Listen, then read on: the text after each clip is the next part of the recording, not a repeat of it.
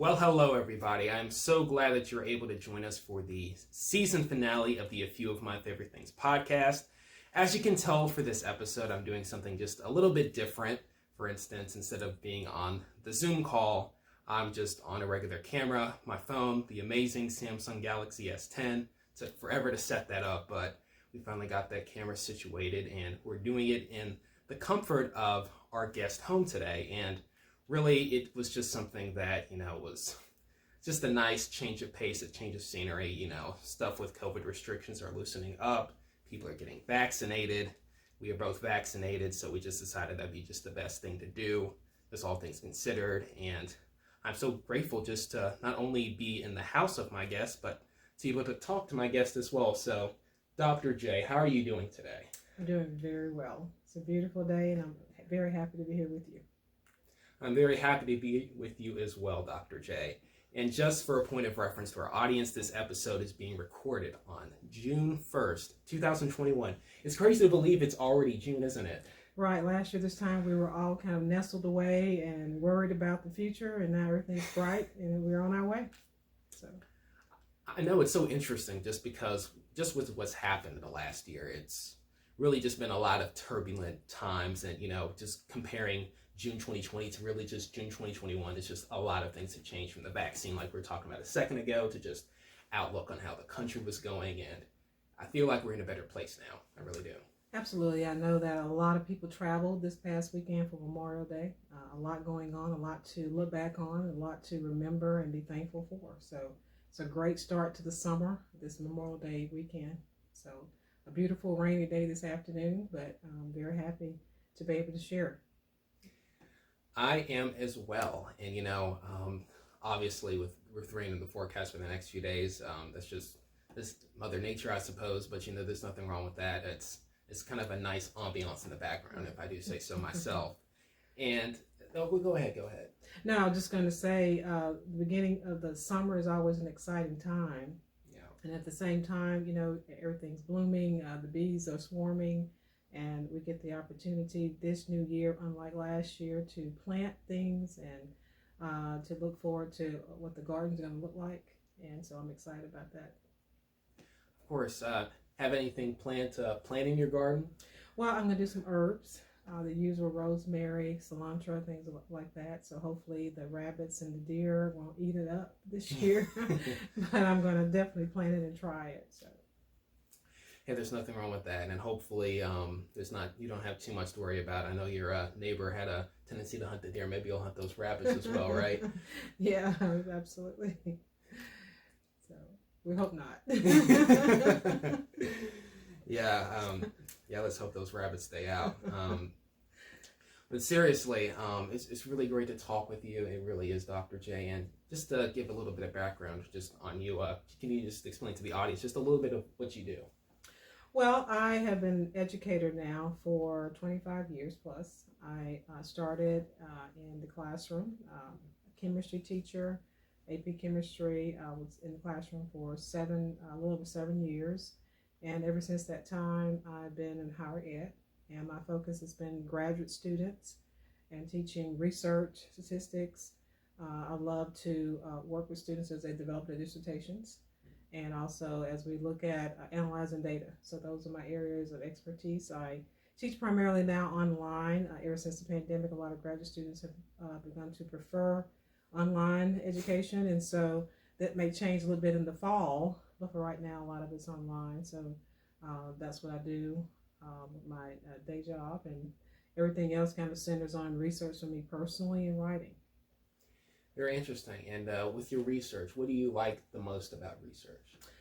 Finding out the unknown. I think I love to go into, for example, I have a very diverse area of interest. I not only work with school systems and looking at how test scores and test data are being influenced by curricula, but at the same time I work with some medical doctors, and I help them analyze their data as they try to get published. So I have a whole different world or avenue of things that I look at. I learn, for example, right now I work very closely with a couple of vein specialists. So that's been very eye-opening. I love to learn, and so looking at their data and helping them analyze and get published. It's been something I've been working on for the past several months, 6 months or so, and so that's been a new avenue. But work with law students, law schools across the country as well, looking at LSAT data and what students are doing and their trends over the past decade. So looking at what's out there, what's trending, what's changing, helping others make decisions based on that data. It's always been one of my interests and several of my interests now. So that's very cool. And I can just tell, and I'm sure the audience is able to tell as well, that you're just involved in just a plethora of things, and that is just really cool, especially as it just relates to what you do in terms of the area of statistics. And I guess just when you were starting in your pursuit of higher education, did you ever see that you would get to this point? Initially, my goal was to work with educators, to make sure that I never lost touch with the classroom, but yet at the same time, being able to work more closely with several different teachers, different districts, being able to reach students in a different way by influencing how their teachers teach, how they develop instruction.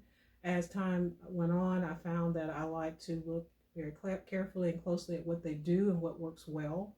So not only do I also, work and write curriculum, I also look at the outcomes of that, what happens year after year after we make changes. So I have the advantage also of working with my graduate students as they develop topics. And so I get to gain insight and follow along with them and learn as well.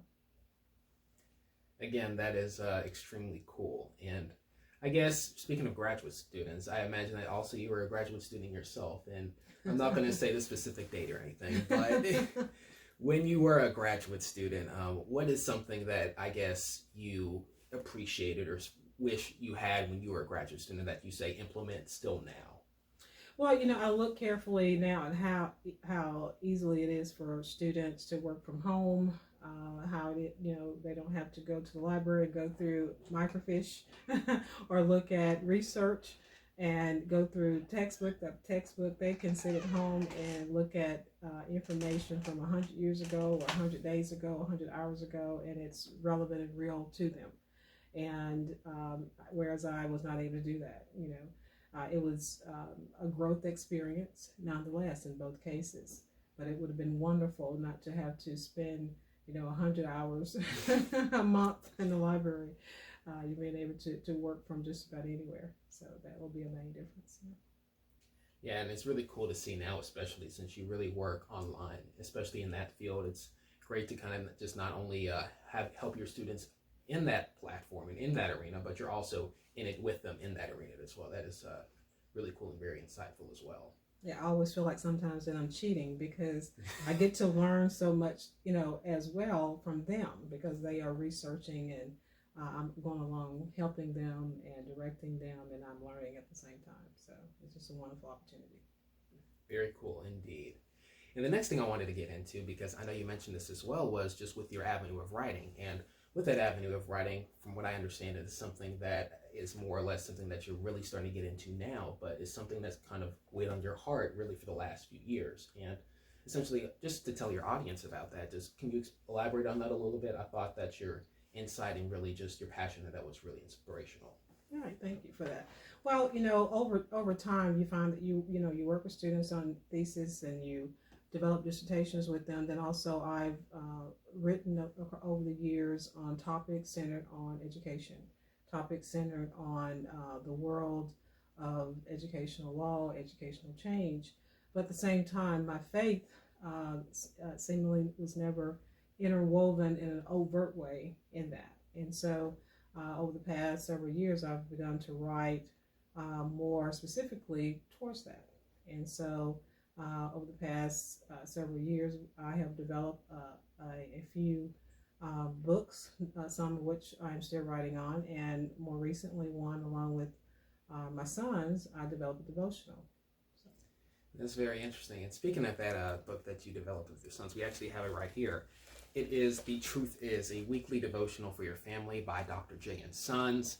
And really with this devotional, I really had a great chance to read it. And something that's really interesting about the premise of this devotional is it's a weekly devotion. I don't think I've ever quite seen that before. So what was the inspiration for that? Well, what I find is that there were a lot of books out there for a day-to-day devotional, and it seems like you would pick up a topic and you would have three or four sentences or maybe a couple paragraphs, and it was over. And I found that I preferred to stick with something for a while to really delve into it to get a complete understanding, and then also to have the opportunity to share with my family, to talk it over, to see how does this affect you. What does it mean to you?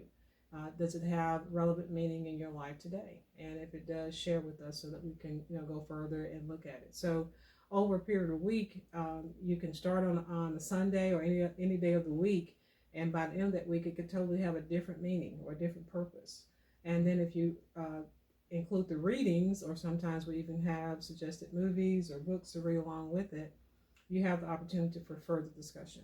And it could, as I said, begin to have one meaning for you initially, and by the end of the week, you have a totally different purpose in your life for it. And that's really interesting, just because just with the process of reading things, I can imagine that people who look into the devotional, they, for instance, might just start off with just the block text. Others might start off with the scripture readings, or some even might even start off with the recommended movies or TV shows. I think I saw Greenleaf in there. But it's so interesting how that can just be taken, and the approach that can go into that. And obviously, the way you look at it on day 7 is just obviously going to be different than the way you look at it on day 1. So I think the premise of that is actually quite interesting. And so far, just with the process of publishing a book, which was published this year, if I'm not mistaken, what has been the reaction and just the responses you've received so far, just from the overall style of the book? Well, we received a lot of positive feedback. Most have elaborated on just what you asked about, the fact that they appreciated having a weekly opportunity to look at something and didn't feel like they had to rush through it or jump on to the next day because there was a new date. And the other part of that was that they were appreciated being introduced to topics that maybe they had not, come across before. One of the focal points of writing the book was to give everyone an opportunity to kind of take a step back. We all are going through life. This is a journey. Yeah. And how we approach each and everything tends to have an answer. It has repercussions. It has expectations that are written out for us in the text of the Bible. That we have expectations that are given to us from God. And so as we go through our journey of life, sharing with each other will help each of us to navigate that more clearly, more securely, if you will, and with a lot more confidence, and also to show that we all are going through very similar things. That's very beautiful to hear. And just in light of that as well, obviously we touched on this earlier in the conversation with the coronavirus pandemic. Now I'm curious, when, I guess, the general time frame of when these selections and really just passages were written, I'd imagine that they weren't all written during the time of the coronavirus pandemic. But even looking on, assuming that these were written before that happened, even looking on when these were written, I guess before 2020 happened, how would you say that the message still holds true, not only just during the pandemic, but also after it as well? Yes. Well, most of the passages were written in 2018 and 2019, actually. I would say that as we looked at those passages, they were to stand the test of time. No matter what you're going through in life, no matter where you are, even regardless of your age group, there's a way to draw and learn from each of those. Only a few of those were written in the month of January or February of 2020. I mean, less than 5. And so, again, they were inspirational as we look back over our lives. Mine's a lot more years than my children, but they were inspirational to us as we went through things in our lives, as we witnessed things in our lives, as we experienced them through the eyes of others or through the experiences of others. We decided to write about those topics, and so those topics are timeless. Okay, a pandemic or a wildfire or a flood or a tornado, those things have happened over and over again. as we deal with loss, as we deal with grief, as we deal with the failings of others or the triumphs of others, they happen over and over again. And so, again, we think all of those will stand through regardless of what we're going through, a pandemic, national baseball championship, those sporting events that did not happen last year, or those that we are looking forward to this year. That's really interesting. And, touching also on what you're saying with your children writing this as well, I'll be honest with you, I haven't heard too many, passion projects, especially in the spiritual realm for siblings and even parents writing something together. I think one that comes to mind was a mother-daughter duo that a book in the spiritual realm that I became familiar with really earlier this year. They were from Canada, but, it was still an interesting book as well. But just in that process, I can imagine that it can be perhaps a bonding experience. It can be something that causes you to look differently, not just at the way you think spiritually, but just at the way you just look at each other, just in terms of ideologically, just in the way you interact in the real world. And really, what did you notice when your children and you just wrote these devotionals together? What was that process like? Well, first of all, I'll say it was very natural because ever since they were born, we've always prayed together. Teaching them how to pray, initially going down on your knees, the words coming from your heart, not memorized, letting them listen to me pray, why it was meaningful for them to listen to me pray so they understand what life is and what my concerns are. Those things have never changed, whether they were 1 year of age, 1 year old, or as they are currently now 20 and 23. They still listen to me pray. And my prayers only change in relationship to what they are going through and what they are experiencing in their lives. I still probably call their names in prayer 20 to 25 times a day. That has never changed, and they understand and realize that. Our reading devotionals together, reading Bible stories together, reading the Bible together, going to vacation Bible school together, going to church together, those things have always been commonplace in our lives. So when they went off to college, we continued that even by phone, Monday, Wednesday, Friday at a certain time of the day, or during the pandemic, sometimes when they were home, we had to readjust because we had gotten acclimated to Zooming or going by phone. But it was natural because as they have spoken to me and as we have conferenced and prayed together and talked things out over these years, watching them and working alongside of them writing, as I said, it was very natural. I will be honest, reading their words has always been the most fulfilling and the most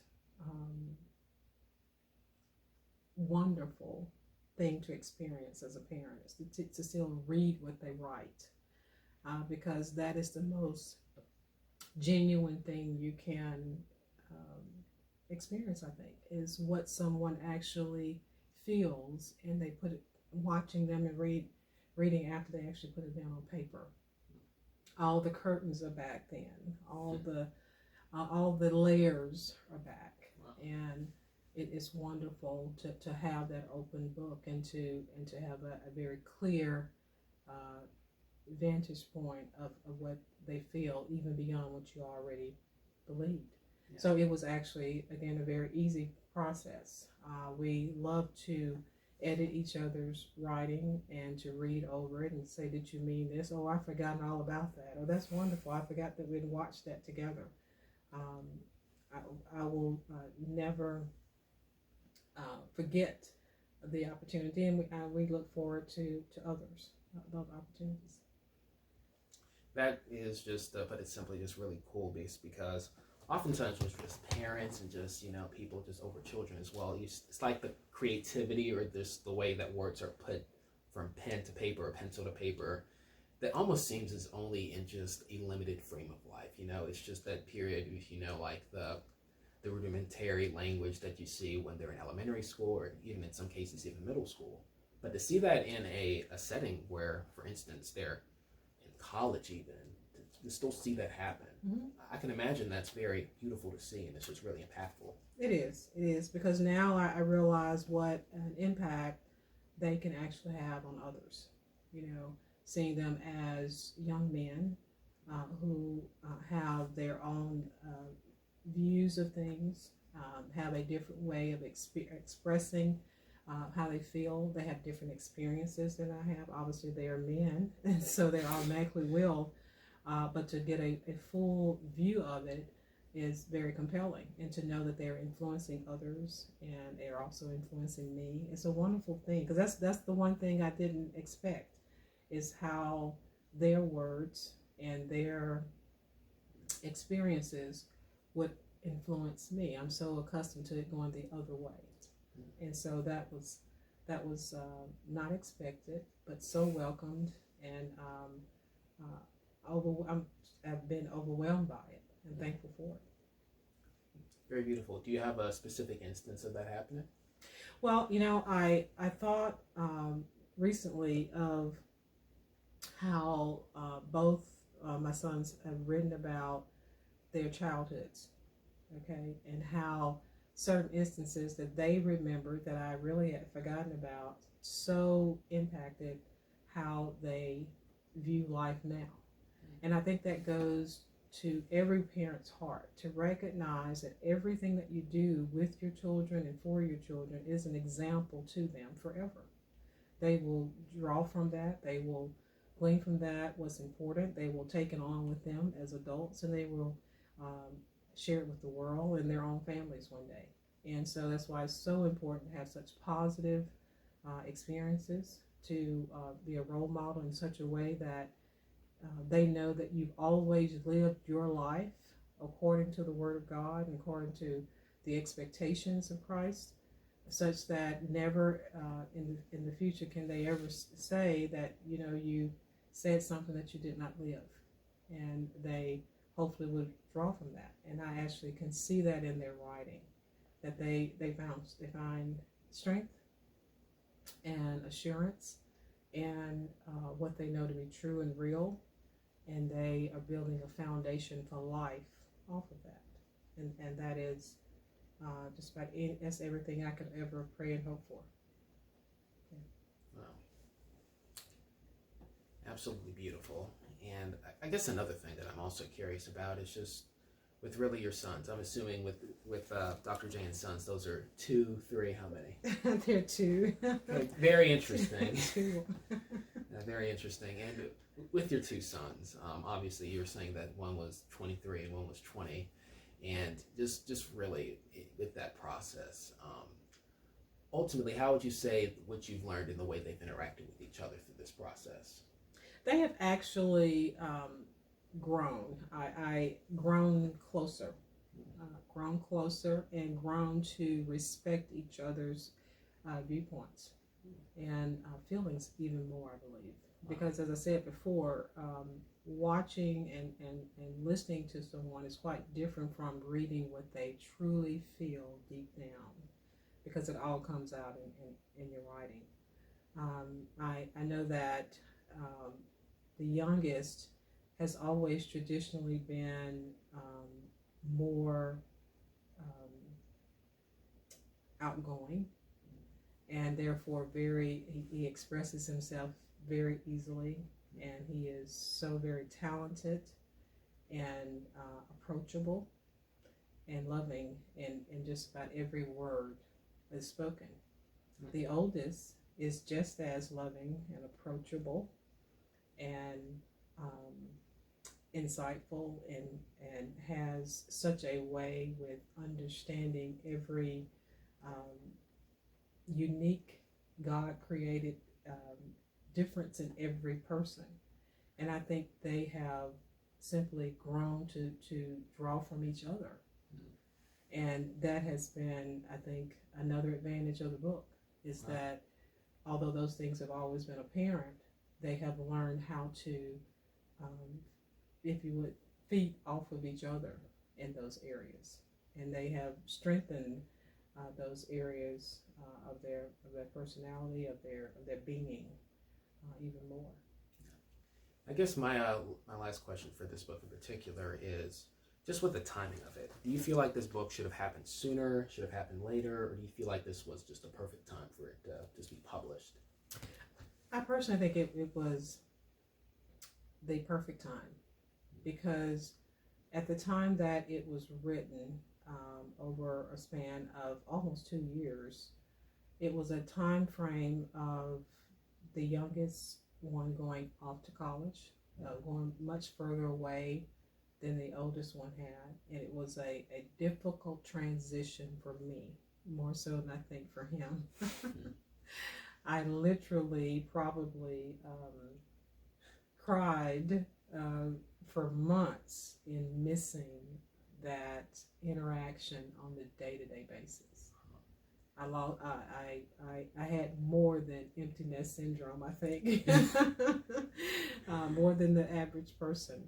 And our conversations over that freshman year probably got me through it, because we talked about our faith, we wrote about our faith, and the timing was more of a opportunity to help us through that first year. And so the timing was perfect. And for my oldest one, who is about to graduate college with his first degree, he was going through a time frame of figuring out what he was going to do with, the next several years. Of course, now he is in graduate school, but that was a process, and it was a hard one to make, to go through, because he had to decide on whether or not he would just try to, start in a career, and then if he was going to go to graduate school, where, and what that would all look like, whether you would be a full-time graduate student or get a job and all of that sort of thing. So it helped him and me work through what Christ would want him to do, what would be best for him, safest for him, set him on a path for life. Okay, so as he was writing, he was growing and I was growing. As I was writing, I was learning to let go some. I was also learning just how wonderful the two of them actually are, and how they have become the brightest and most God-fearing and strong, ethical young men. And I don't try to take credit for that. I say that is all God. That is all of their efforts, and that it's a village that's helped me to raise them. And so, perfect timing for the three of us. And I pray that whenever anyone decides to purchase it, and I hope they do, it would be perfect timing for them as well. Of course, and the I guess the last key thing is to make sure you get it from WestBowPress.com too, right? There are a lot of sources out there, but I think the hardback book comes in a lot faster from WestBow. Of course. And just speaking of books as well, obviously I know that this is not the only thing that you have in store for the future in terms of just your writing aspirations. Now, obviously, you also want to incorporate, said you wanted to plan to incorporate your children as well into that, but would you say there's anything in the works that you feel comfortable sharing right now, or you just want to kind of keep it on the ambiguous toner at the moment? Well, no, I don't mind sharing it all. I mean, for my personal writing, not professional, but for my personal writing, I have a book that is almost complete, about 95% complete, and wow.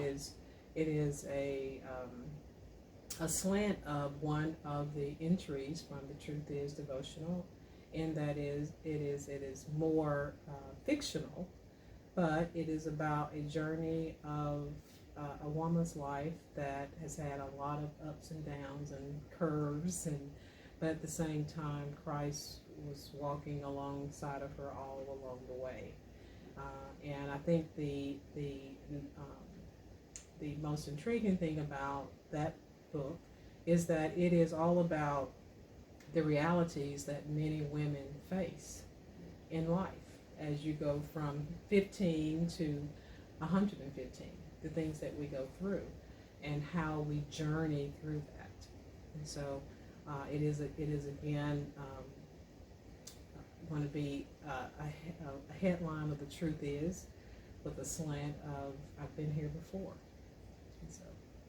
And in terms of working with my sons again, I think they will primarily direct that book in that it's going to be about young men going through life and how all the areas of their lives supports them. Whether it's their parents, their grandparents, their professors, their teachers, their friends, and society as a whole. Yes. I hope you are doing well today. Now, if you're watching this on YouTube, you obviously know that the podcast is on YouTube. But also, this podcast is on other platforms, such as Apple Podcasts, Anchor, Spotify. This wise and prudent soul to subscribe to the podcast, the A Few of My Favorite Things podcast by Garrett Grove on Spotify. But it's also on Google Podcast. Oh, what? Person B hasn't subscribed? Well, that's pretty easy. Person B just did. And if you have not already, please do so as well. You will not regret it. I promise. Now, if you excuse me, Person B is about to listen to an old episode. Back to the show.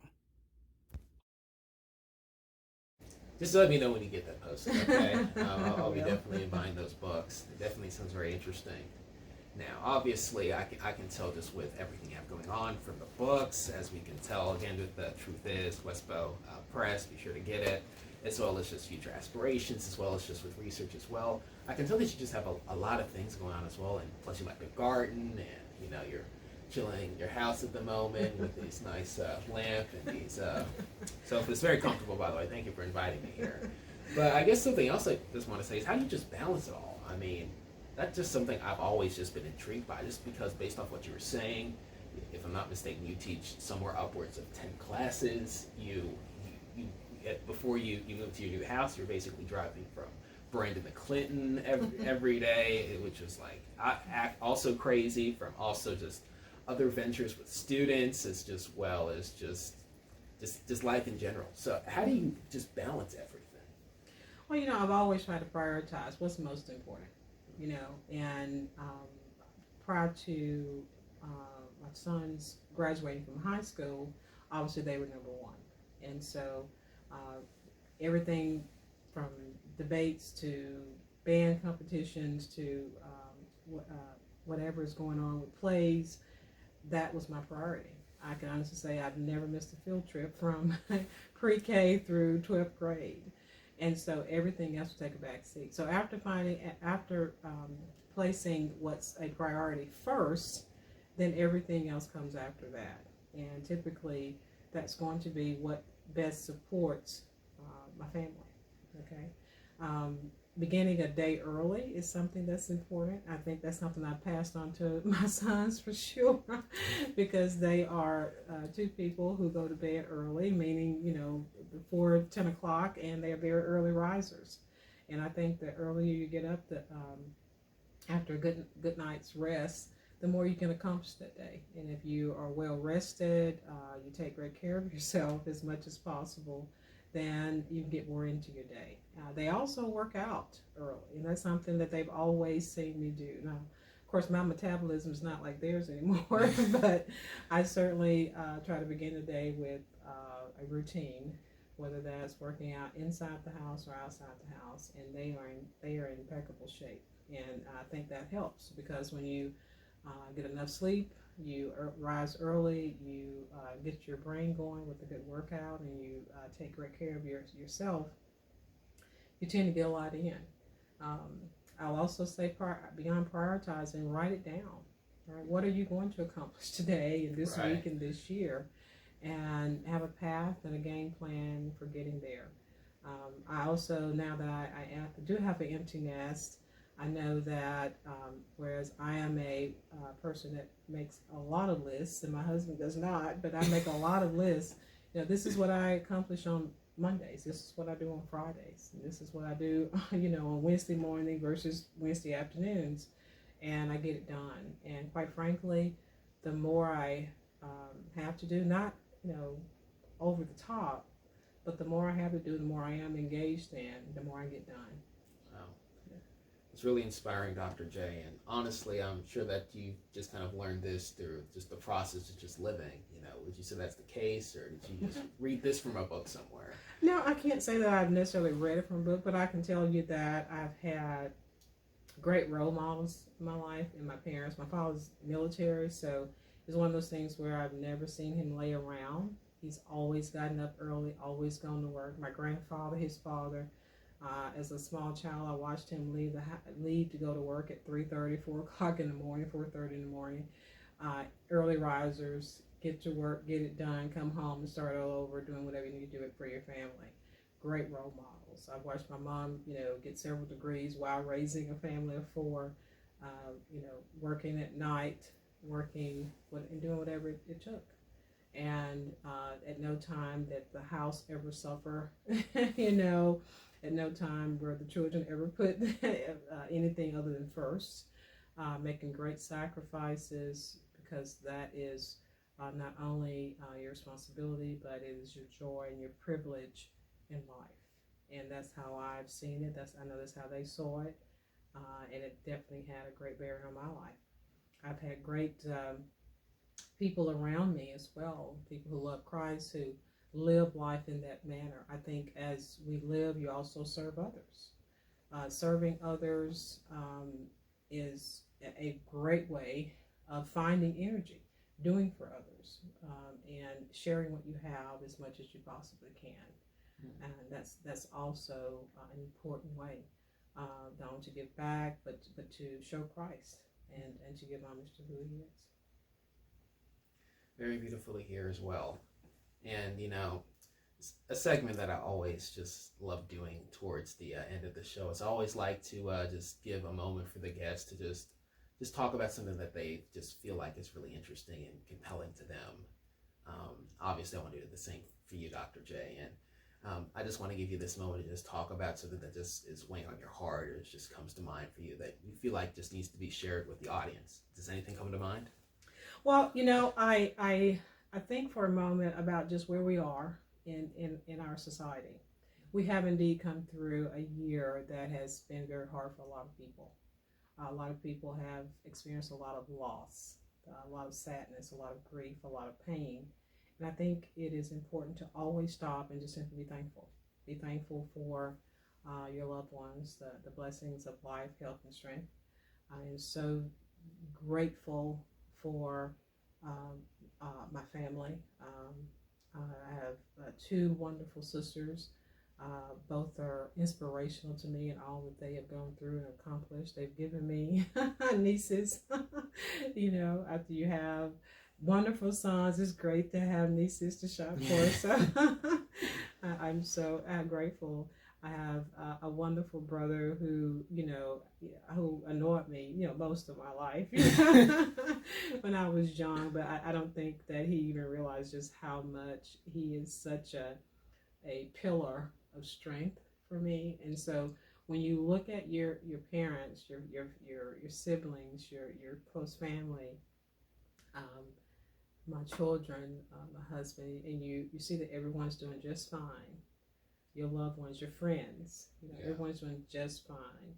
And even for those who are not, there's just simply so much to be thankful for. I sit here across from you, and I am so thankful and so grateful and so in awe. Who would have ever thought I would be being interviewed? So thank you for this opportunity.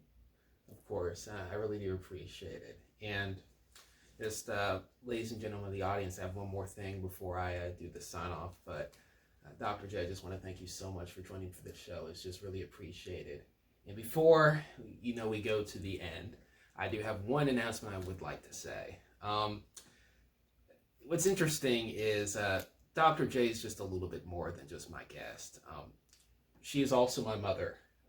She, I do appreciate the conversation, but just to go more in depth with the podcast, she has just been very inspirational and has just been very instrumental to just helping this process go along. She's just been a pillar of support as well with my own pursuits as it relates to this podcast. And, obviously it was just a joy to help contribute to this devotional in particular, but also it's been really appreciated for have you by my side as well in this endeavor. Obviously, that this started by accident. It started as a school assignment that I probably put way too much time into in the fall semester of 2020, but I've enjoyed it immensely. And, this conversation was definitely a long time coming. It really was. And ultimately, just with the process of just having these conversations, it's always important to just be able to connect with the audience. And that's why having it over a visual medium this season, which is really important for me. Obviously, kind of doing it on Zoom kind of might have been a drag at certain points. Next season, I'll be sure to upgrade my camera so the visual quality is a lot better on my end. And I finally figured out which end to point the mic. I know that's terrible, but ultimately, I really have to say that this has just been a very inspirational, and it's just really just been a great time just having these conversations. And you've really been an inspiration for me as well, Mom, just being the person who's just always kind of just gotten in and put what they want and basically instituted what is needed to be instituted in their own life and making sure it happens. I remember this was almost really about 2 years ago, actually, when I graduated from high school. I said that of all the people that I would want to make sure has a Bruintacular day, I would want it to be you. And, something that I've said at the end of each episode to my audience as well is just to say, have a prosperous day. And, there are very few people that I really wouldn't want to have more of a prosperous day than you. I truly mean that, and it really is just a joy and inspiration to just talk with you and just really know that just deep down someone is listening and someone is by my side in everything that I do. It really does mean something. It really is very impactful. It really is. I love you too, Mom. And I guess anything else you'd like to say? Just thank you. Thank you. It's a great opportunity, and I love this. This was great.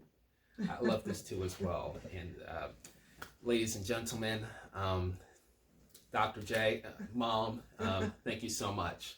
And also, as you were probably able to infer, this is going to be the last episode of the season for this season. And there is going to be a third season. We're going to do a few different topics next season, but we're going to keep a lot of the things the same.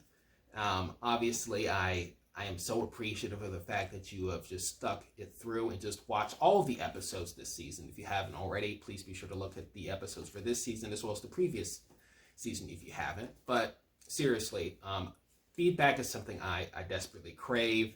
I'm not just saying that just to say that. I'm actually very serious. And if you have any suggestions, if you have any things that you'd like to say about this season or really last season, please be free to let me know. I don't get offended easy, I promise. I'm not sensitive or anything. But I would really like to hear what you have to say. And truly, I would want to see where this goes. Kind of like what I said, no matter if I get 100,000 subscribers or 100, I'm really trying to do my best to create a quality product. So your feedback is appreciated. And also, just in general as well, it's been a joy. A lot of people along the way have been very instrumental to having this happen. And just in general, you are a big part of that, the viewers. And I was really blown away just with the amount of views and just how people watched the first episode of this season. I was not expecting that. And just for the people who really stuck on for this season, it's just as monumental as well. So that is very appreciated. But, obviously I've probably rambled on enough, but ultimately it was just a joy to have another amazing conversation for the podcast. And I hope and pray that if you have not already subscribed to the channel and click that notification bell, that you go ahead and do that right now. You will not regret it. I promise. And as always, stay prosperous.